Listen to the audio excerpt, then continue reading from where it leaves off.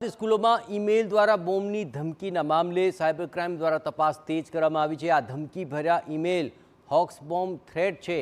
Cyber ક્રાઇમે આ દાવો કર્યો છે અને સ્કૂલમાં આવતા ઈમેલ ફક્ત ડરાવવા માટે થઈ રહ્યા છે। છેલ્લા 2 મહિનામાં ધમકી માટે અલગ અલગ 7 ઈમેલ આઈડીનો ઉપયોગ થયો।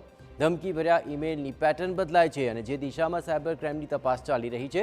કોઈપણ વિદ્યાર્થી કે વાલીએ ચિંતા કરવાની જરૂર નથી। તમામ એજન્સીઓ સાથે મળીને તપાસ કરી રહી છે। ગઈકાલે અલગ અલગ 20 સ્કૂલોને ધમકી ભર્યા ઈમેલ મળ્યા હતા।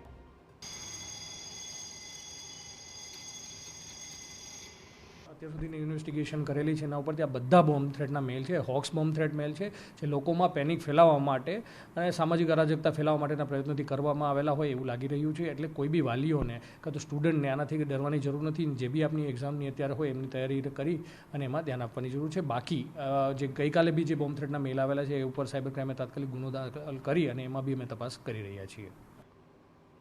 વડોદરાના કારેલી